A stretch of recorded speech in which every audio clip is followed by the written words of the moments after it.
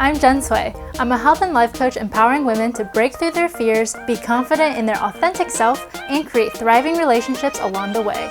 This is the Find Your Freedom podcast.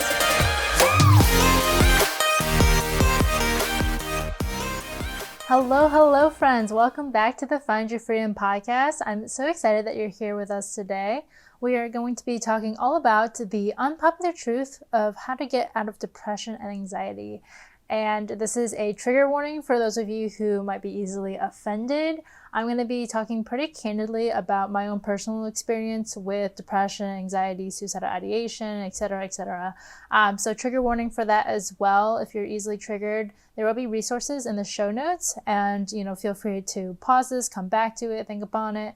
And I also encourage you to not shy away from listening to this episode if you're afraid of being triggered, like in terms of anger or misunderstanding. I think that that's where you can get a lot of learning from and a lot of insights. I think when we're often triggered by other people and their opinions on things, it reveals something about ourselves and like some type of judgment even that we have. And I want you to just explore that a little bit more. Okay, so without further ado, let's get into it. So before I go too far into it, I just wanted to say that mental health is a real thing. Like, mental health issues are real. Depression is a real thing. Anxiety is a real thing. Panic disorder is a real thing. Post-traumatic stress is a real thing. Okay, so it's not in your head. If you've been diagnosed recently or a while ago, if you've been living with this diagnosis for a while, I want you to know, like, I'm not invalidating it. I am not saying that it is not real and that's all in your head is totally valid.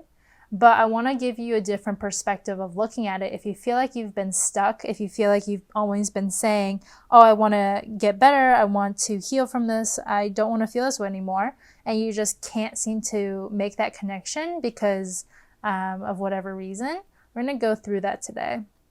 So I want you to think of mental health issues and diagnosis as an injury, like truly like an injury. So meaning that it is something that you've been hurt, right? Your brain, your emotions have been hurt in a very challenging way, and it requires time to heal.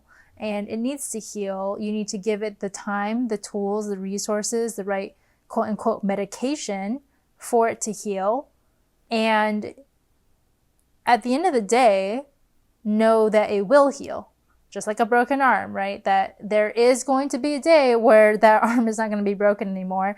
So just like that, your brain is not going to be in this state anymore. And my problem with when people get diagnosed with anxiety and depression specifically is that they tend to treat it almost like stage 4 cancer. And I don't say that lightly because a lot of people almost treat it like a death sentence. Like, oh, yeah, I thought that, I wasn't feeling well and I thought that I was depressed or anxious, and like, yep, see, I'm depressed, I'm anxious, like that is it. And they are so quick to put it into their identity of, I am a depressed person, I am an anxious person, therefore these are all the things that I do because I'm depressed, because I'm anxious, and these are the ways that I have to act because I'm depressed and anxious. They allow it to be a crutch for, reasons of like, oh, I overslept because I'm really depressed and I don't have meaning in my life. I'm never going to be able to achieve anything significant because my anxiety gets in the way. I get too stressed, so that's why I couldn't do well on this test. I'm saying no to my friends and like I don't want to go out and I don't even know if they like me because I'm anxious all the time. Who wants to be around an anxious person all the time? And that really needs to stop because that's not doing you any good. And again, I'm not saying that your diagnosis is not valid, that it is just in your head, because it's not. But what I'm saying is you don't have to treat that diagnosis as it is part of you. You don't have to own that and personalize it as in you are now a depressed blob and that's all you are. And that everything you do just has this like slime of the depression slug on it. And that's the only way you're going to be able to be now because your brain is just a depressed person. Like, that's not true. That is a story that you are telling yourself. That is an identity that you have created for yourself, and your brain keeps finding evidence because you keep telling yourself, I'm depressed, I'm anxious. And this works for other things too, that you're treating yourself like a victim for, and blaming yourself, like you're blaming your mind for not being neurotypical. You're blaming your mind for thinking like worst case scenario, or being afraid, or having too much judgment. And that's getting in the way. And the more judgment you have towards yourself, and the more you want to just hold on to this identity almost as a crutch of like staying in this way, the less help you're going to be able to create for yourself, the less time you're actually going to spend working on healing from that than you are just being in the dump.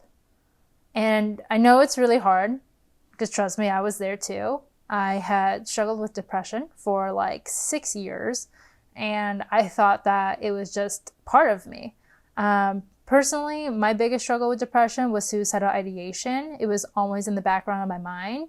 I thought that it was something that was normal, and I think that is one challenge if you have been diagnosed with anxiety or depression or something similar. You've been living with it for a while. And nothing seems to be changing. It's like your brain just has so much evidence of, look how you have been. Like, you are an anxious person, you are a depressed person, because look at all these thoughts that you've had about wanting to hurt yourself, or not having any purpose. So like you can't even imagine what life would look like without it. And it's really scary. And you end up almost befriending this identity that you've created for yourself of being an anxious person, of being a depressed person. And so when you have this desire of like, I want to get better, because who wants to be anxious? Who wants to be depressed, right? If you really think about it, it's like nobody wants it. Nobody who has it says that they want it. But the way that they act is almost like there's no other choice, that they are a victim of their circumstances, and like that's all that they can do, right? Is just be this anxious, depressed person, and like, yeah, I want to get out of it, but there's no like action steps to change it. So that's really the truth of how to get out of it, is to start changing your thoughts, start changing your actions. And I know it's a lot easier said than done, but hear me out on like the process. So first things first is to shed the identity of being a depressed person or being an anxious person.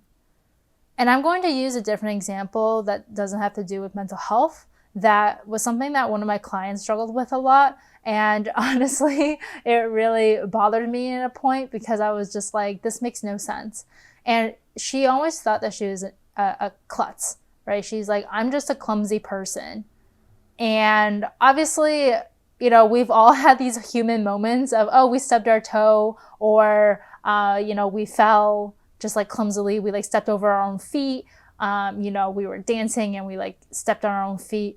You dropped something. Maybe you dropped your keys. You dropped a whole tray of like utensils. I've done that before, right? And you can easily look at the situation and be like, oh, I'm so clumsy. Like, I'm just clumsy. I get it from my mom. I'm just a klutz. Like, she's also a klutz. I have 2 left feet, right? You can easily just take that and put it into your identity. And we are so quick to do that as humans. When we look at negative aspects of ourselves, we're just like, oh, we're just an anxious person. We're just a klutz. We're just, we're just not good at this thing. Like, that's just who we are. And it's like, no, that is an experience that you have had. That is an action that is just a human thing. Like, it's very human to make mistakes. It's very human to run into things. It's very human to just like stub your toe.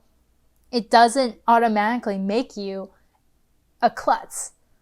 So you see how like just the shift of, I'm somebody who experiences brain farts every now and then, is so different from, I am a klutz, or I'm forgetful, right? It's like, no, it's just something that happened. It's an experience that you're going through, and that's it.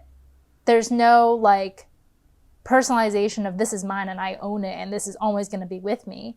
And people have such a tight grasp on those types of identities, especially when they're negative, like depression and anxiety. And I question whether or not it's because there's an aspect of it of fear. And I think there is. And I saw this in myself too when I was going through it and coming out of it, is that there is this fear of like, what does it mean if I wasn't an anxious person? What would it mean if I wasn't depressed? Would it mean that I'm just like a broken person with like a head that doesn't, isn't productive? Does it mean that I'm just lazy and incompetent? Does it mean that I just have no purpose and passion and no value to add to the world? It's almost like you use your diagnosis as an excuse to do the work, to not do the work, right? You use it to keep you from growing because this is just a part of you. And growing is hard, like hella hard. It's fucking hurts. It really hurts to grow. That's why we call it growing pains, right? It's not like growing fun. Like, no, it's painful to grow, to realize that the way that you've acted, the way that you've thought in the past, and everything that you did to this point to get you to where you are now is not going to help you moving forward and get to where you want to be in the future. So whatever happened in the past, let's talk specifically about depression here, right? All your past traumas, and everyone has trauma to varying degrees, all the negative thoughts that you've had about yourself, about body image, like I'm not good enough, my body needs to change, I'm too fat, I have never been able to lose weight, why would I be able to do it now? This would work for them, but it won't work for me.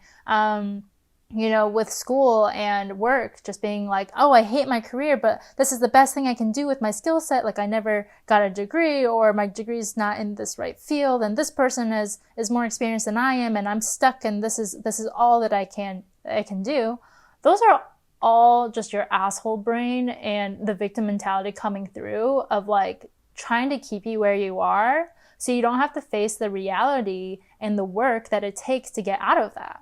Because you know what the alternative to that belief is that it is possible for you to get a job that you really like. It is possible to have the relationship that you really want. It's possible for you to get the body of your dreams and to feel super energetic waking up in the morning to go do all the things. It's possible for you to actually be a happy, normal individual that doesn't have anxiety, that doesn't get stress ridden with every little thing. It's possible to be that person. And that's so scary to face when you only have been one way, right? It's like how to be that person because you've been it for so long. You've been able to keep in those negative thought loops for so long that it's second nature, that you don't even think about it as anything else. It's just normalized and you think it's just part of you now. Like that's what happened with me in suicidal ideation. I was like, oh, this is normal. This is just my stress response. This is just, everyone has this. If you don't have it, then are you working hard enough? And that was honestly a really hard thing to deal with, was like, I was getting to the point where I was getting so burnt out and I would be like, oh my gosh, I just want to kill myself. Like, what's the point of this? Like, I just got to keep going. And it was so bad because it was like almost a symbol that I was working hard enough, that I was doing enough, that I was putting enough pressure to perform well and at a high level if I was feeling the stress. If I was, if I had to stay up for an all-nighter to finish a paper, right, I was like, oh, I'm doing it. I'm like working hard. I'm achieving. I've putting in all these hours and like, look at me, right? And it's so dangerous to do that. And so many freaking people do it, and I'm so sick and tired of it. And I think in the same way, people use depression and anxiety as a badge of like some type of honor in society, that like, oh, look, I'm so busy and like I'm so stressed and I'm so anxious all the time. It's like, look at what I have going on, and like, look at me still doing these things. And like, that's terrible. I'm just going to put it out there. It's terrible. What's like actually worth showing off is not, oh, I have depression and it's keeping me from doing all of this and boohoo, poor me. It's like, oh, I was diagnosed with depression. I was diagnosed with anxiety. I experience, these awful panic attacks every now and then, or like often. But I have these tools and I have these resources that I learned to help me get past it and look at what I'm able to achieve from that. Like, I believe that it's possible for me to have more. I believe that feeling good in my mind and safe in my body is possible. Like, that is such a more powerful belief. And I saw this over the weekend with a friend of mine who does experience really high degrees of anxiety and a level of agoraphobia, which is like the fear of leaving your house, like that anxiety that you get from it. And it was really awesome to see him go through a panic attack. That sounds really bad to say, but let me explain. So he was having a panic attack while driving, and he was really stressed out because he was doing something that he's always wanted to do, but has always been too afraid to do. So his body was responding to it and was like, this is not safe, right? This is like being anxious and stuff. But he's always been wanting to manage it, to not experience that anxiety. And he was using all these tools and resources like tapping and affirmations and, focusing on one thing, deep breaths, meditation, all these things that he learned that really helps him calm down in the moment. And even had a quick emergency call with his therapist to help talk him through it and just notice his mind and create that awareness of what was going on so that he could get past it. And obviously, with all that, he got past it. And, it's stuff like that that makes me feel so incredibly, like, lucky to be in the position that I'm in, to be able to kind of help people through their own thinking and see the holes in their thoughts and offer new perspectives so that they can actually use that in their day-to-day when they do feel off and get back on their feet. Because again, it's like, don't treat your mental health diagnosis as a death sentence, because it's not. It's just something that one person that has a degree in like psychology was like, yep, you tick all these boxes from this book that says this is what it means to be to have depression, and you have this. The circumstance was that they gave you a piece of paper or told you you have depression, and the thought that it created in your mind was, I'm a depressed person, I'm an anxious person. And so obviously your brain is going to go into like, well, what does a depressed person look like? What does an anxious person look like? And it's like somebody who's super frantic all the time, where every little stressor puts them over the top, that they are unable to do anything. They're unable to achieve more than what they think, than what they're given. And it stays in that thought. But if you're able to instead take that as at face value and look at it with some curiosity and just think, what happened was I was feeling really stressed out because I was taking on so many responsibilities and I wasn't taking care of myself. I wasn't giving myself the basics of sleep, of good nourishment, about movement, of relationships that I feel safe in. And it led me to this place where I was thinking that my life is meaningless, that life in general is meaningless. And so I went to this doctor and they told me that I have depression, or they told me that I have anxiety. And so they gave me this diagnosis of this illness. And as a result, because I know that I'm ill, I'm going to do things to help heal myself.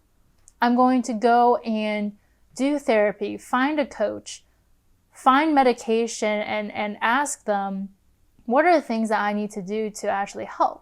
I'm going to go reach out to friends and talk to them and tell them about what I've been going through so that I can experience support. I'm going to take some time off of work and school, or not care if I get a D in this class, or if I'm behind on this project.